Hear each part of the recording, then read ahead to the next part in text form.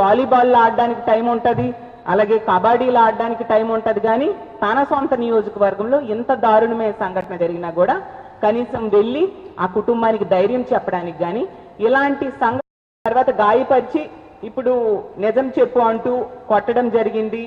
ఆ తర్వాత కుమార్తె గట్టిగా అరిచిందంట. అంతటి వాళ్ళేమో ఎవరితోనైనా చెప్తే చంపేస్తామని బెదిరించారని ఆవిడ ఇచ్చిన కంప్లైంట్లో, ఆ ఎఫ్ఐఆర్ కాపీలో ఆవిడ ఇచ్చిన కంప్లైంట్లో స్పష్టంగా ఆ తల్లి రాశారు. ఇంత ఘటన జరిగినా కూడా ఎందుకు హోంమంత్రి గారు స్పందించట్లేదు అని నేను అడుగుతూ ఉన్నాను. అంత నిర్లక్ష్యం ఆ మహిళల భద్రత ఇంత దారుణంగా గాలికి వదిలేస్తారా? అంటే ఈవిడ సింగపూర్ ట్రిప్పులకు వెళ్ళడానికి టైం ఉంటుంది, క్రికెట్లు ఆడడానికి టైం ఉంటుంది, మ్యూజికల్ నైట్స్కి అటెండ్ అవ్వడానికి టైం ఉంటుంది, డ్రామాలకి చూడడానికి వాటికి అటెండ్ అవ్వడానికి టైం ఉంటుంది, అలాగే వాలీబాల్ ఆడడానికి టైం ఉంటుంది, అలాగే కబడ్డీలు ఆడడానికి టైం ఉంటుంది. కానీ తన సొంత నియోజకవర్గంలో ఇంత దారుణమైన సంఘటన జరిగినా కూడా కనీసం వెళ్ళి ఆ కుటుంబానికి ధైర్యం చెప్పడానికి కానీ ఇలాంటి సంఘటనలు మళ్ళీ జరగకుండా తప్పు చేసిన వాళ్ళకి కఠినంగా శిక్షించాలని యాక్షన్ తీసుకోవడానికి, అలాంటి ఆర్డర్స్ పోలీసులకు ఇవ్వడానికి కానీ దీని మీద కనీసం స్పందించడానికి కానీ హోంమంత్రి గారికి టైం లేకపోవడం నిజంగా చాలా దురదృష్టకరం. ఈవిడ సింగపూరు వెళ్ళారు, ట్రైనింగ్ కోసం వెళ్ళారు కదా. అంటే ఈవిడ చేస్తున్న బిహేవియర్ చూస్తూ ఉంటే మరి సింగపూర్లో ఈవిడ ఏం నేర్చుకున్నారు? మహిళల మీద, ఆడబిడ్డల మీద అఘాయిత్యాలు జరిగితే పట్టించుకోకుండా తిరగమని చెప్పారా? నేను అడుగుతూ ఉన్నాను హోంమంత్రి గారికి. ఈరోజు తీసుకుంటే ఈ వెన్నుపోటు పార్టీ ప్రభుత్వంలో మహిళలకు కానీ ఆడబిడ్డలకు కానీ రక్షణ లేదు అనే విషయం స్పష్టంగా అర్థమవుతుంది. మహిళలకి, ఆడబిడ్డలకి ఇంట్లో ఉంటే రక్షణ లేదు, స్కూల్కి వెళ్తే రక్షణ లేదు, పని ప్రదేశంలో కూడా రక్షణ లేని పరిస్థితి చూస్తూ ఉన్నాం. చంద్రబాబు నాయుడు గారు ముఖ్యమంత్రిగా ప్రమాణ స్వీకారం చేసిన దగ్గర నుంచి, హోంమంత్రిగా అనిత గారు అయిన దగ్గర నుంచి ఈ రాష్ట్రంలో మహిళలకి రక్షణ లేదు, అత్యాచారాలు పెరుగుతున్నాయి, అఘాయిత్యాలు పెరుగుతున్నాయి. ఎంత దారుణాలు మహిళల మీద జరుగుతూ ఉన్నాయో మనం చూస్తూ ఉన్నాము. అసలు ఈ రాష్ట్రంలో ఈ కూటమి ప్రభుత్వం అధికారంలోకి వచ్చాక ఈ 2 సంవత్సరాల్లో ముఖ్యమంత్రి గారు ఒక ఫెయిల్యూర్డ్ సీఎంగా పేరు తెచ్చుకున్నారు, ఒక అసమర్థ హోంమంత్రి అయిన అనిత గారు పేరు తెచ్చుకోవడం జరిగింది. పాలన వీళ్ళు గాలికి వదిలేసి, మహిళల రక్షణ గాలికి వదిలేసి వాళ్ళ సొంత పనుల్లో బిజీగా ఉండే పరిస్థితి మనకి స్పష్టంగా కనిపిస్తుంది.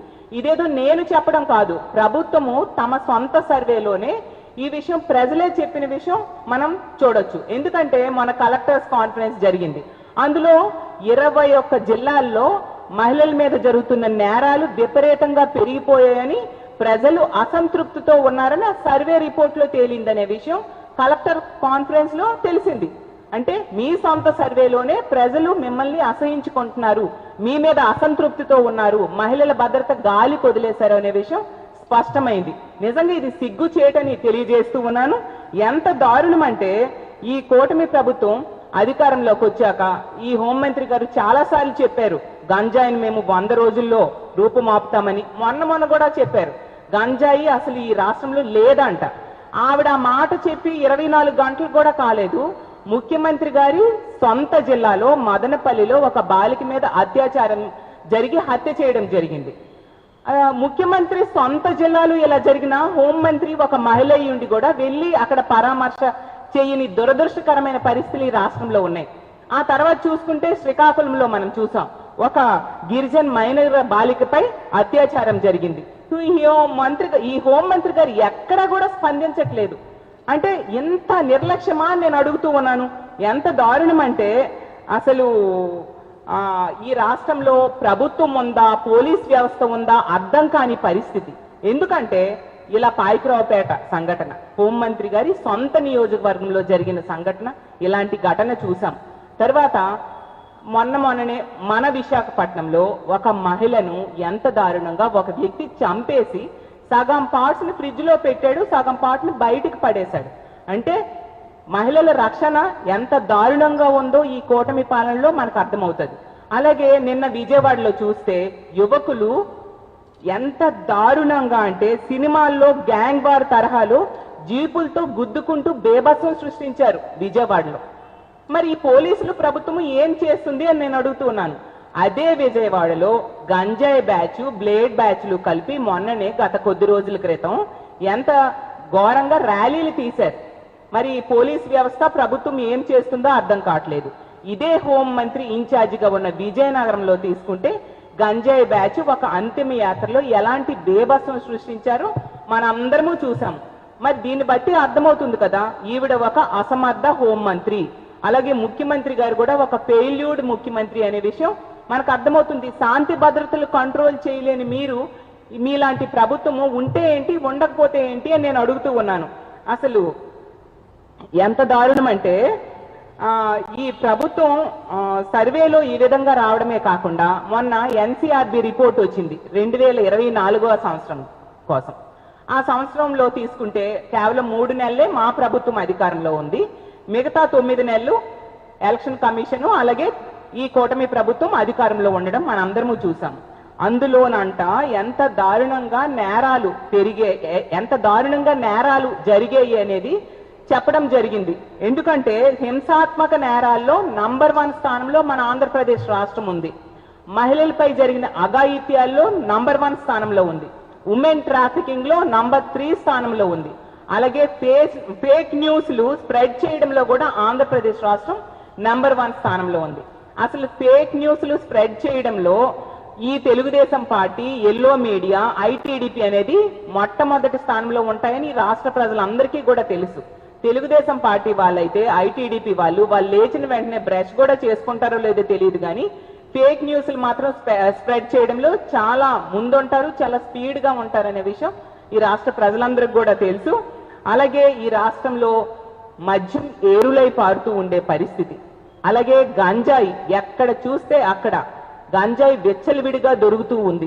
ఈ మద్యం మత్తులో, గంజాయి మత్తులో మహిళల మీద అఘాయిత్యాలు, అత్యాచారాలు, హత్యలు విపరీతంగా పెరిగిపోయిన పరిస్థితిని మనం చూస్తూ ఉన్నాము. వీటిని అరికట్టాల్సింది పోయి ఏమీ లేదు అంటూ వీళ్ళు సమర్థించుకుంటూ ఉండే పరిస్థితిని మనం చూస్తూ ఉన్నాము. ఈ సొంపుకి అసలు ఇప్పుడున్న ఆడపిల్లలకే రక్షణ లేని పరిస్థితిలో ఉన్నారు. చంద్రబాబు నాయుడు గారు అంటారు 3 కనండి 4 కనండి అని. ఉన్న వాళ్ళకే రక్షణ లేదు, ఉన్న మహిళలకే వెన్నుపోటు పొడుస్తూ ఉన్నారు. అసలు ఈ వెన్నుపోటు పార్టీ ప్రభుత్వంలో ఈ రాష్ట్రంలో మహిళలకి వెన్నుపోటు పడవడమే కాకుండా మహిళలకి రక్షణ లేని పరిస్థితి ఇస్తూ ఉన్నారు. ఇంకా అంతమంది పిల్లలు కనిస్తే వాళ్ళకి మీరు ఎక్కడ రక్షణ కల్పిస్తారు? వాళ్ళని ఎలా తల్లిదండ్రులు రక్షించుకుంటారు? వాళ్ళని ఎలా పెంచి పోషిస్తారు? మీరు ఇచ్చిన హామీలు అమలు చేయట్లేదు, రక్షణ ఇవ్వట్లేదు, పిల్లల్ని కనమని ఏ విధంగా చెప్తారని నేను అడుగుతూ ఉన్నాను. ఎప్పటికైనా మీరు బాధితులకు అండగా నిలబడండి. ఈ పాయకరావుపేట సంఘటనలో తీసుకుంటే వాళ్ళకి అండగా నిలబడాల్సింది పోయి ఈరోజు ఆ కుటుంబానికి ఇబ్బంది పెట్టే పరిస్థితి మనం చూస్తూ ఉన్నాము. ఈ రోజు దేశ వ్యవస్థ కనుక ఉండుంటే ఇలాంటి సంఘటనలు జరిగేవి కాదు కదా. ఒకవేళ జరిగినప్పుడు సత్వరమే చర్యలు తీసుకునే పరిస్థితి ఉండేది కదా. అలాగే తీసుకుంటే ఆ రోజుల్లో జగన్మోహన్ రెడ్డి గారి ప్రభుత్వంలో, మా జగనన్న ప్రభుత్వంలో దిశ పోలీస్ స్టేషన్స్ ఉండేవి, దిశ యాప్ ఉండేది, అలాగే దిశ చట్టం అనేది అసెంబ్లీలో ఆమోదం పొంది కేంద్రం దగ్గర పెండింగ్ లో ఉన్న అందులో ఉన్న అంశాలన్నీ కూడా మన ఆంధ్రప్రదేశ్ రాష్ట్రంలో అమలయ్యేది. మరీ ముఖ్యంగా సచివాలయ వ్యవస్థలో ద్వారా మహిళా పోలీసులను ఏర్పాటు చేసి మహిళల రక్షణ కోసం, బాలికల రక్షణ కోసం ఎన్నో చర్యలు తీసుకున్నారు. అవేవి ఈ రోజు పని చేయట్లేదు, నిర్వీర్యం చేసేయడం వలన ఇలాంటి సంఘటనలు రిపీటెడ్ గా జరుగుతూ ఉన్నాయి. గంజాయి, మద్యం కూడా విచ్చలవిడిగా ఏరులై పారుతూ ఉండే పరిస్థితి కూడా చూస్తూ ఉన్నాము. ఎప్పటికైనా ప్రభుత్వం మిమ్మల్ని నమ్మి ఓట్లేశారు ఈ రాష్ట్ర ప్రజలు, కాబట్టి మహిళల రక్షణ మీద దృష్టి పెట్టాల్సిందిగా కోరుతూ ఉన్నాను. ఈ పాయకరావుపేటలో జరిగిన బాలిక, దళిత మైనర్ బాలిక, ఒక తండ్రి లేని ఒక దళిత మైనర్ బాలిక, ఆ కుటుంబానికి అండగా ప్రభుత్వం నిలబడాల్సిందిగా కోరుతూ ఉన్నాను. అలాగే మహిళా హోంమంత్రి తన సొంత నియోజకవర్గంలో ఇలాంటి సంఘటన జరిగింది, ఆ కుటుంబాన్ని పరామర్శించాలి. అలాగే ప్రభుత్వం కూడా ఆ కుటుంబానికి ఆర్థిక సహాయం చేయాలి. ఈ సంఘటనలో తప్పు చేసిన వారికి కఠినంగా శిక్షించాల్సిందిగా డిమాండ్ చేస్తూ ఉన్నాను. ఈ సంఘటనలో ఈ కేసుకి అలసత్వం చేసిన వాళ్ళని కూడా శిక్షించాల్సిందిగా కోరుతూ ఆ మహిళకి తక్షణమే, ఆ బాలికకి న్యాయం చేయాల్సిందిగా ప్రభుత్వాన్ని డిమాండ్ చేస్తూ సెలవు తీసుకుంటాను.